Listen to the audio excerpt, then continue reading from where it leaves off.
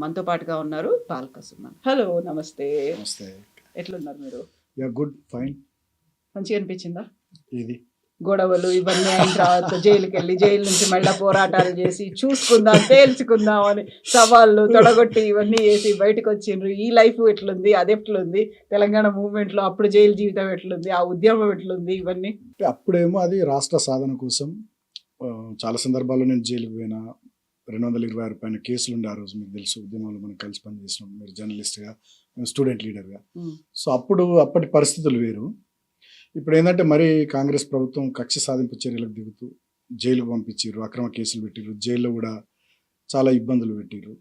కొంచెం బాధ అనిపించింది అంతే. బట్ మీరెందుకు అంత తీవ్ర స్థాయిలో గొడవలు చేయాల్సి వచ్చింది? అక్కడ ఎంపీ ఉన్నారు, అక్కడ మంత్రి ఉన్నారు, వాళ్ళ మీద మీరు ఒక వాయిస్ వినిపించడం కాదు, మామూలుగా ఒక యుద్ధ వాతావరణం లాగా ఎందుకు కనిపించింది అక్కడ? అసలు దాడులు చేయడం, మీ ప్రోద్బలం ఎక్కువ ఉంది అనేది. వాస్తవానికి మీరు గమనిస్తే నేను 2014 నుంచి 18 వరకు అప్పుడు ఎంపీగా ఉన్నా పెద్దపల్లి. తర్వాత 18 తర్వాత ఎమ్మెల్యేగా చెన్నూరు నుండి ప్రభుత్వ విప్గా ఉన్నాను. మొన్న సరే ఓడిపోయాను 2023లో. ఇప్పుడు ప్రతిపక్షంలో ఉన్నాం. సో ఎన్నడూ కూడా వివేక్ గారిని కానీ వాళ్ళకి సంబంధించినటువంటి విషయాల్లో గొడవలు చేయడం కానీ అటువంటి ఏం లేదు. 12 సంవత్సరాలు లేని ఇప్పుడు ఎందుకు జరిగింది అంటే అక్కడనే ఉంది ఇష్యూ, ఎవరి వల్ల ఫ్లేర్ అప్ అయింది ఏందనేది. సో కేతన్పల్లి మున్సిపాలిటీలో మాకు 22 వార్డులకు గాను ప్రజలు 14 వార్డులు మాకు గెలిపించే అవకాశం ఇచ్చారు. కాంగ్రెస్కు కేవలం 7 వార్డులే అవకాశం ఇచ్చారు. సో ప్రజా తీర్పును వాళ్ళు గౌరవించకుండా 13వ తేదీ ఫిబ్రవరి రిజల్ట్ వస్తే 14వ తేదీ మా కౌన్సిలర్లంతా భద్రాచలం సీతారాముల వారి దర్శనానికి పోతే అక్కడ మా క్యాంపు మీద అటాక్ చేసి 8 కార్లలో ఇక్కడ నుండి కాంగ్రెస్ వాళ్ళు పోయి 2 కార్లలో పోలీసు వాళ్ళు పోయి కౌన్సిలర్లను తీసుకురావాలని ప్రయత్నం చేశారు.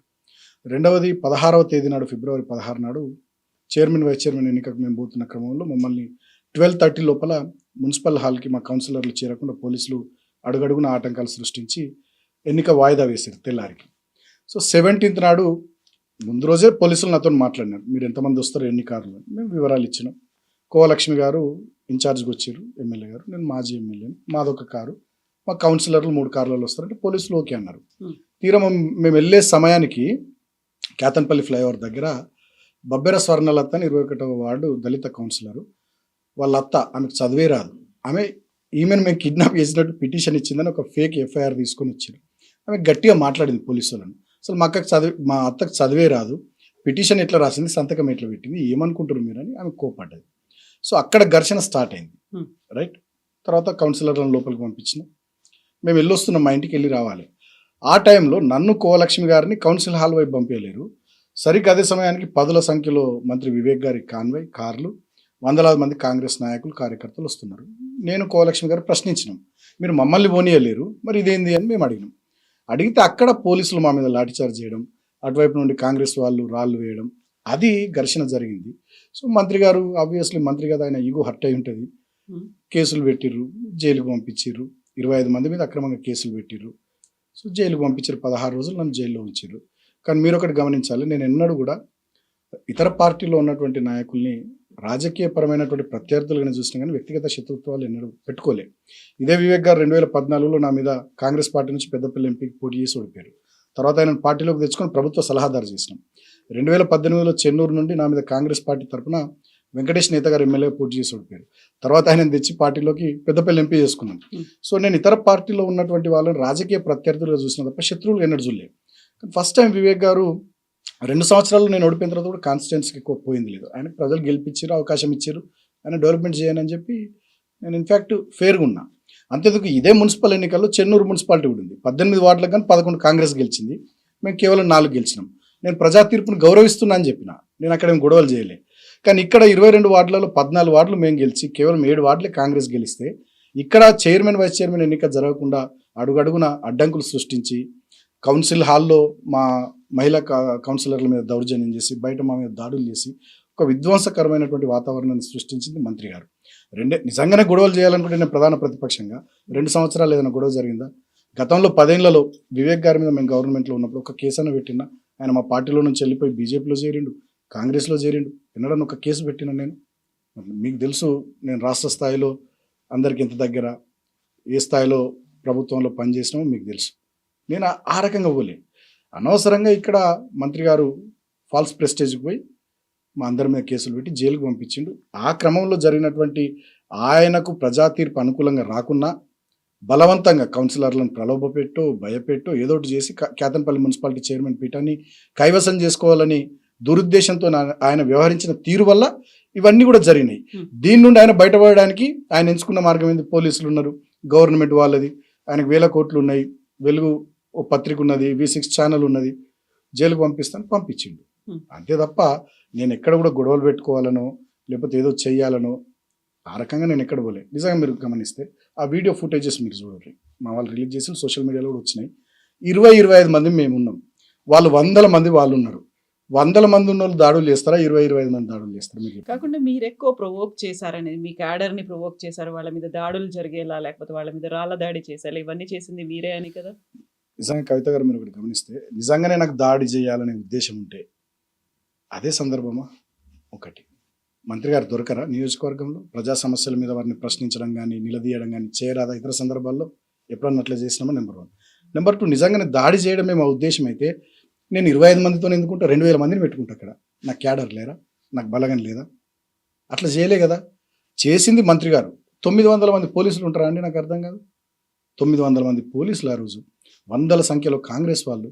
ఏం అవసరం అంతమంది ఉండడానికి? మీరే అలాంటి సిచ్యువేషన్ తీసుకొస్తారని ముందు జాగ్రత్త చర్యలు కదా అక్కడ. సమస్య లేదు. నేను ఇంత ఫేర్గా చెప్తున్నా. ఆ రోజు చెప్పిన ఇవాళ చెప్తున్నా. చెన్నూరులో అక్కడి మున్సిపల్ ఎన్నికల్లో ప్రజలు ఇచ్చిన తీర్పుని నేను గౌరవిస్తున్నా అని చెప్పిన. కేతన్పల్లి మున్సిపల్ ఎన్నికల్లో కూడా మంత్రి గారు అక్కడి ప్రజలు ఇచ్చిన తీర్పును గౌరవిస్తే అసలు ఇష్యూయే లేదు కదా. ఎందుకు 22 వార్డుల్లో 14 మాకు వచ్చి సగం వార్డులు 7 వార్డులు మీకు వచ్చి మీరు ఎట్లా చైర్మన్ వైస్ చైర్మన్ అవుతారు? ఎంత అన్యాయం. పట్టపగలే ప్రజాస్వామ్యాన్ని నువ్వు చంపుతా ఉంటే చూస్తూ మేము శాంతియుత పద్ధతిలో నిరసన తెలుపుతున్నాం. మీ దౌర్జన్యానికి, మీ గుండాగిరికి, పోలీసులను వాడి మీరు ఇష్టం వచ్చినట్టు చేస్తున్నటువంటి తీరుకి. భద్రాచలంలో మా కౌన్సిలర్లను బెదిరించింది వాస్తవం కాదా? మంత్రి గారిని చెప్పమనండి. మంత్రి గారు 17వ తేదీ నాడు చెక్ బుక్ తీసుకొని పోయి మా కౌన్సిలర్లను లోపల ప్రలోభ పెట్టాలనే ప్రయత్నం చేసింది వాస్తవం కాదా? నేను డిమాండ్ చేసిన జిల్లా కలెక్టర్ని, స్పెషల్ ఆఫీసర్ని, ఎన్నిక నిర్వహించిన స్పెషల్ ఆఫీసర్ మందమరి ఎంఆర్ఓని నేను డిమాండ్ చేసిన, మీకు చిత్తశుద్ధి ఉంటే మీరు ఇద్దరు అక్కడ ఉన్న పోలీసులు, మీరు విశాఖ ఇండస్ట్రీస్ ఎంప్లాయీస్ కాకుండా నిజమైన అధికారులు అయితే ఆ రోజు ఫిబ్రవరి 17వ తేదీ నాడు కేతన్పల్లి మున్సిపల్ హాల్లో కౌన్సిలర్ల ప్రమాణ స్వీకారం, తదనంతరం ఏం జరిగిందనేది ఆ వీడియో ఫుటేజ్ ఉంటుంది కదా, రిలీజ్ చేయండి. నిజంగా మా తప్పు ఉందా, మేము తప్పు చేసినామా, మా కౌన్సిలర్లు తప్పు చేసిరా, మీరు తప్పు చేశారా తెలుస్తుంది కదా. ఇప్పటివరకు వీడియో ఫుటేజ్ రిలీజ్ చేయరు. ఇవాళ జిల్లా అధికారులంతా మంచిర్యాల జిల్లాలో ఐఏఎస్లైనా ఐపీఎస్లైనా ఇతర అధికారులు ఎవరైనా వాళ్ళు అధికారుల లెక్క లేరు. విశాఖ ఇండస్ట్రీస్ ఎంప్లాయీస్ లెక్క, వివేక్ గారి గుమాస్తా లెక్క పనిచేస్తున్నారు. 4 సార్లు లాఠీ చార్జ్ చేశారు. 18వ తేదీన నన్ను అరెస్ట్ చేయడానికి వచ్చారు మా ఇంటికి. అక్కడ మా కార్యకర్తల మీద లాఠీ చార్జ్ చేశారు. నన్ను జనరల్ హాస్పిటల్ తీసుకొని పోయారు మంచిర్యాల. అక్కడ ఐబీ చౌరస్తాలో మా కార్యకర్తలు నన్ను చూడడానికి వస్తే అక్కడ 2వ సారి లాఠీ చార్జ్ చేశారు. నన్ను కోర్టుకు తీసుకొని పోయారు మంచిర్యాల.